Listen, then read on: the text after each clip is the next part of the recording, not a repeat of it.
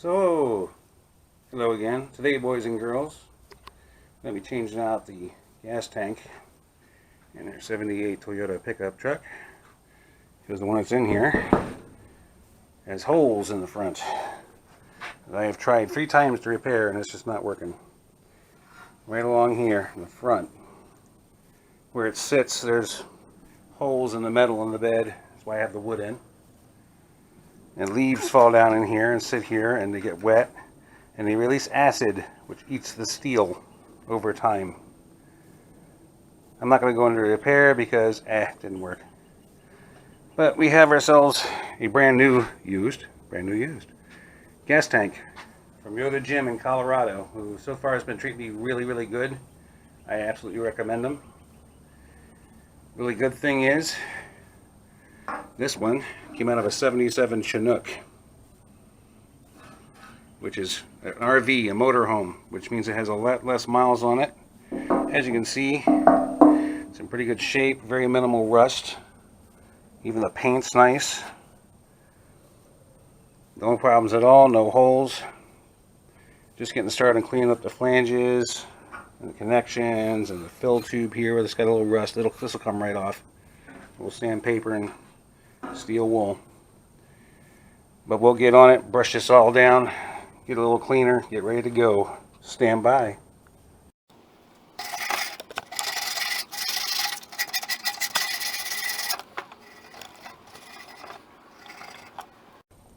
There we go. Nice, clean, smooth. Get all the rust off of there.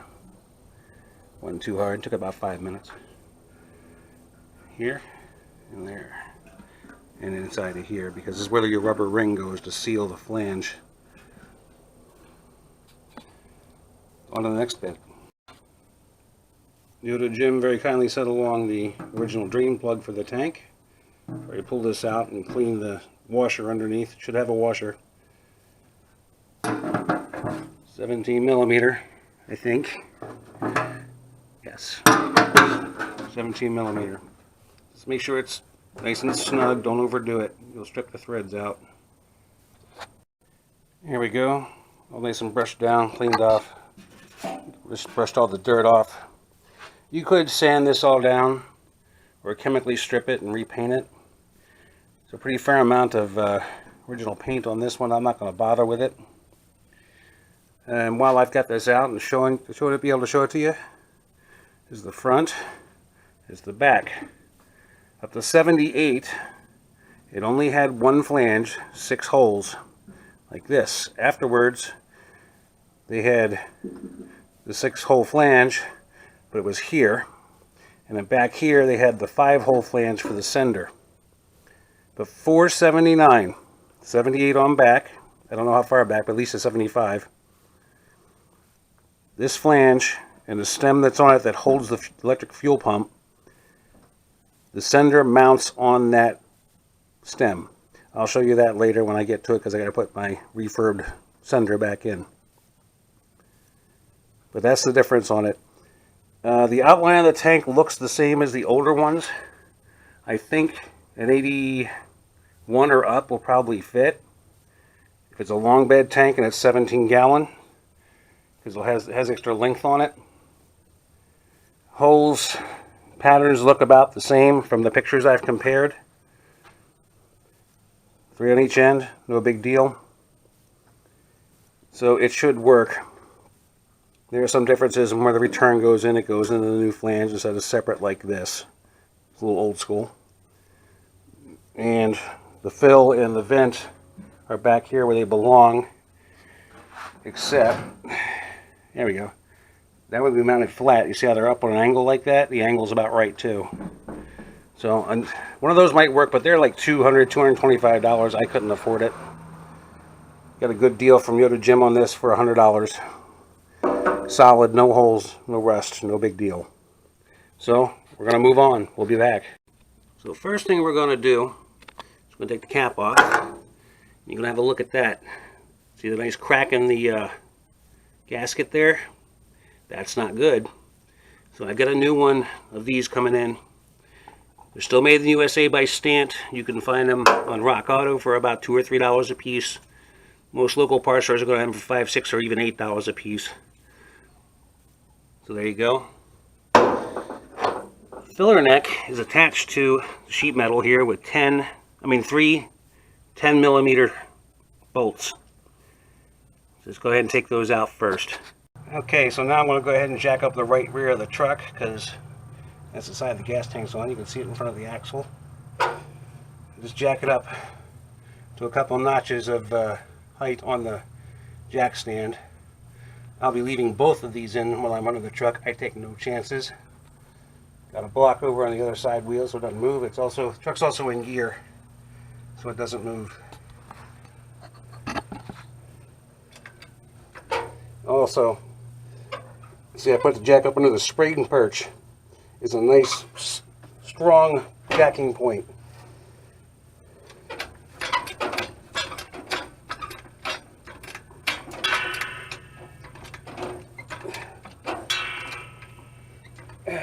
One more. This should do it. Also, another tip. Whatever side you're working on, when you put your jack stand in, leave the handle towards the side you're working on so you can reach it easier rather than having to reach around the back side. That should do.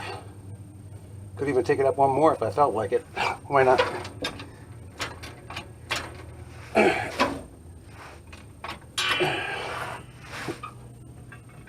There we go.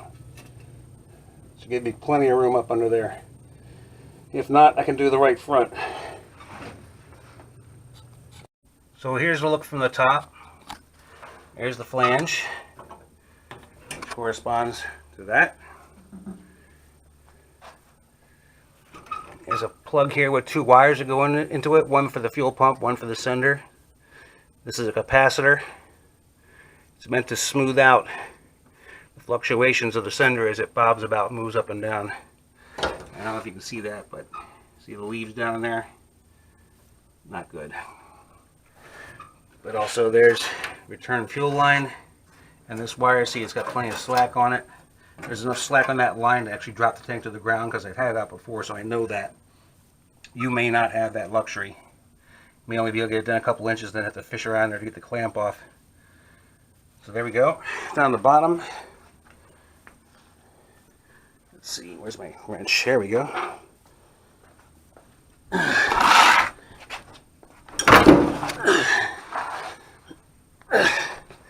I just open up a box, fair size, and get it under here because I don't care how careful you're going to be, you're going to spill gas. It's just a matter of life. So I got that. Got two catch bins that I washed out yesterday on the inside. You get them as clean as possible so they'll go under here when I drain the gas out. Got a bucket ready to dump the gas into because I don't have a 5-gallon gas can or a funnel to go with it. But I've done it before, it works fine. So let's see about this.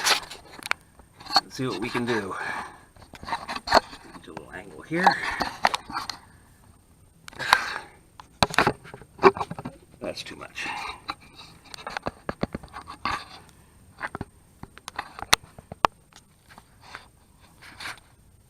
Still running good.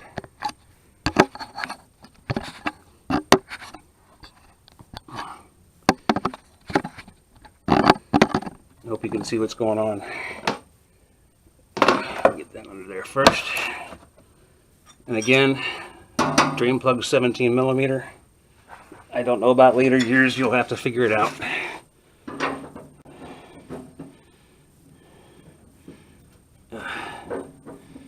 Just loosen it up.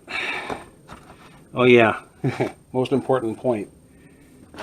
Try to run as much gas out of the vehicle as you can before you do this. Gas is heavy. I think I've got 2 or 3 gallons left in here. I don't know. I've been having to go by mileage ever since my gas gauge went wonky on me. There we go.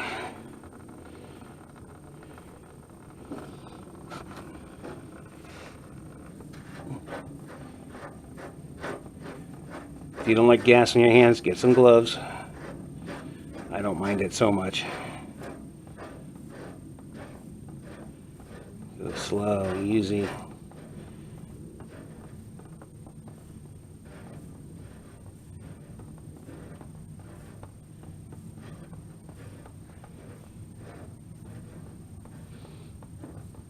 It's almost there.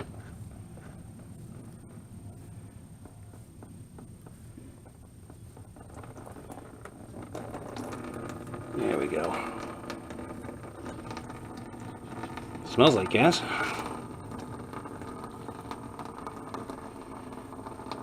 So we're gonna let that drain and we'll come back. I decided to go ahead and jack up the right front as well. Just make the right side even. And plus, help me get more gas out of the tank. Believe it or not, this is all that came out of it. And I think it's only like a half gallon. You can see how slow it is. Now, yeah, there's a slope here, and there's going to be a little bit left in it. But I can't, it's no more than a quarter or a half gallons. I only had a gallon left in this thing. No water. If there's water in your gas, you drain it like this, you'll see a line across the bottom, and it'll be clear beneath it. It'll be absolutely clear, not yellow like this or no other color. Gas is usually clear when you dispense it, but it oxidizes pretty quick and starts turning yellow like this and eventually brown. That's the problem I had previously. Check my previous videos. I did have water in the tank because of the holes in the tank, and that's why I had water in it. So you can see what that looks like. Apparently, I've only been 120 miles. This truck usually gets 20 miles a gallon. I put 8 gallons in it last fill up, so I've either leaked or evaporated 2 gallons because I've been 120 miles. It should have been 160 miles. That's 40 miles missing at 20 miles a gallon, 2 gallons. So that's not good. And that's why we're getting this other tank in here. So you let this drain as much as you want. You're done, just put the plug back in there and just snug it up finger tight. And then we move on to the next thing, and that's getting it dropped out of here. I'll show you about that in a second. Okay, so we got the gas all drained. Next step, here's some tools you're going to need. You don't need all this. This is just what I have on hand, and this is the way it works for me. Got a couple of 12mm sockets here. There's a 3/8 and there's a 1/2. That's why I got the 3/8 and a 1/2 ratchets. A couple extensions, 12mm wrench, and a breaker bar, 3/8. You'll see why I need this here in a second. Let's go underneath. As you saw in the other tank, there's 3 bolts or so that go in here. Unfortunately, the hole in my frame here, the threads are stripped. That's why I've only got the 2 on here. But it holds up pretty good. They just thread right into that frame piece, that cross member. Back here, in the back. Let's see if I can get it here. There we go. As you can see, I've been under here. I got brand new bolts in here. There's 3 bolts here. They don't go into a frame piece. There's nuts on the back side. Now, I won't be able to see this, but maybe you can. I don't know if you can see that or not. See, there's a nut back there. These things are a pain. You can reach the back one from the back. You can reach the front one from the front. The middle one here, there's a slot in the side. That's what you need the other 12mm socket for, or the 12mm wrench, box end wrench, to hold those. Especially if you got old hardware on here, you're going to have to hold those to get them out. Because corrosion, rust, I mean, you know how it goes. Since these are new, they're not so bad. Next to last time I took this tank out, put it in, I had to go take it out again, and basically just put a ratchet on this, turn it, get it loose, and was just able to put my finger up here and hold it still. That's because the threads are nice and clean. Bonus. So I'm going to get to work on this and pull it out, and we'll be back with the next step.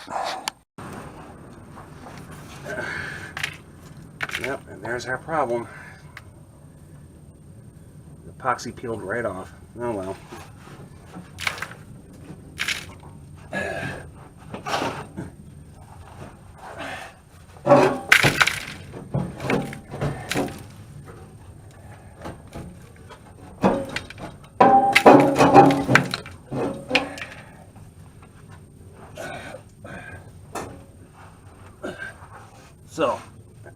far enough so I can show you. Ow. No, I can't show you yet. Hang on.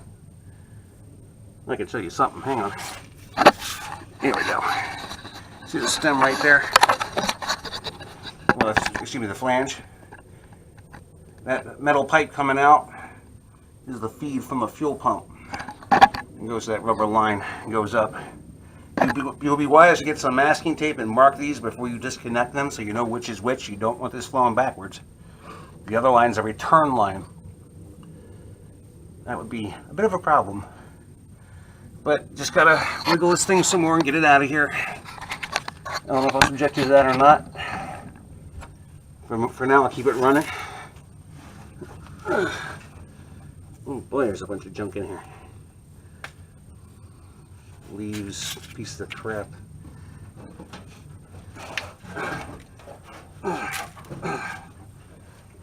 Oh, yeah, that's what it is. The fill tube is holding it up.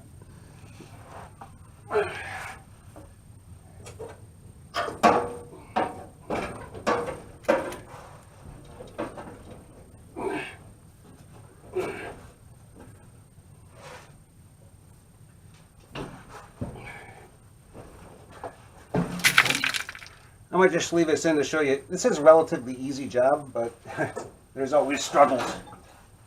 This is just typical car repair.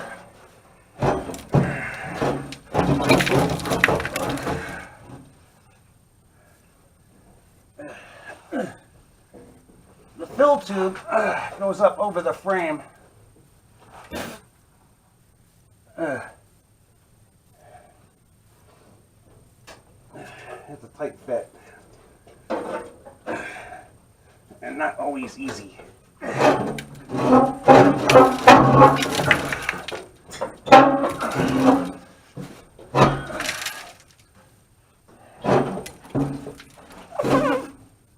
By the way, get some safety glasses or goggles when you do this. All this sand and stuff dropping in your eyes is no fun at all.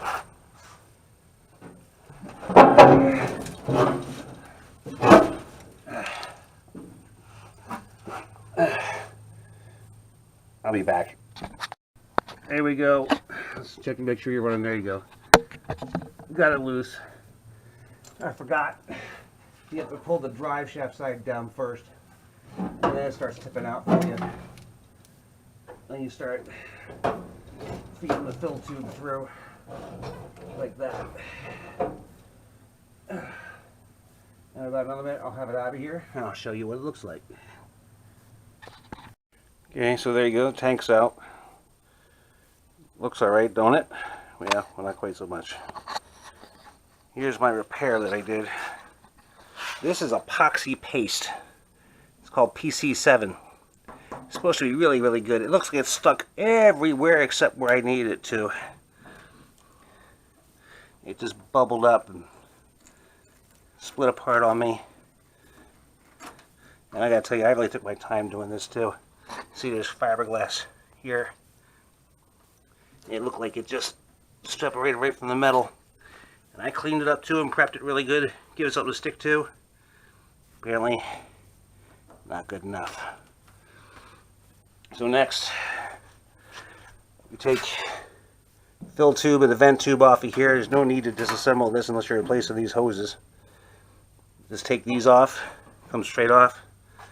6 screws on here. 6th screw I have actually mounts a capacitor in line with the circuit for the fuel sender. That's the thing that actually smooths out the signals to the gas gauge so it doesn't bounce all over the place. But there's a 2-prong plug that goes in there. Right there. Fairly simple. I'll get this stuff apart more later. So once you get the screws out of the flange, you can go ahead and take out the fuel pump and fuel sender. See how this looks. There we go.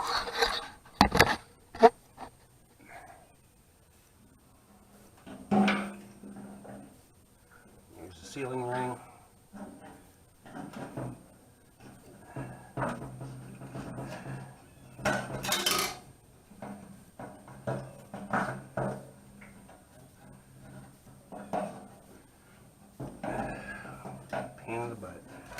There we go. See, here's the replacement fuel sender I put in. Which doesn't seem to want to do anything for me. Doesn't work very well. Original one mounts up here. Up here. Right there, and swings. There's your fill pump. Filter. It's working fine. So I'll get this taken apart and refurb, put the old sender back in here. And we'll get everything in the new tank. So here's the old sender reinstalled on the fuel pump stem. If you're not replacing the fuel pump at this point, just go ahead and double check everything in here. Your hose clamps, make sure they're tight. Any screws, make sure they're tight, especially the ground. I found this one to be really loose. But there you go. Check my other videos on rewrapping this bear. It's interesting. More coming. So there we go. Got everything transferred over. Filler neck, bent tube, and the flange. Leave this one off for that capacitor because it grounds right here. Get that nice and cleaned off so it's got a good ground. Now we just got to get it back in the truck. So the new tank is in. Got that capacitor hooked back up. Got my plug hooked back in here with new zip tie. Got the feed line on there. Got the return line in there. You can't see it at the moment. Go underneath.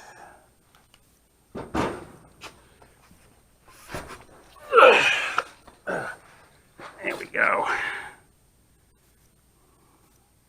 Actually looks at home in there. Get the bolts all done nice and tight. The back ones.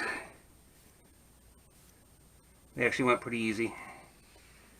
Retighten that just to make sure. Had a bit of problem with the filler neck. I put it on. Apparently it needs to be a little twisted.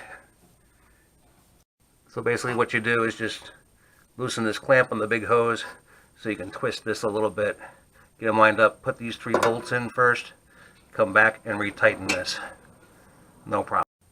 Apparently running out of memory, so hey, thanks for watching. Hope this helps y'all. I'll post more later. Thanks.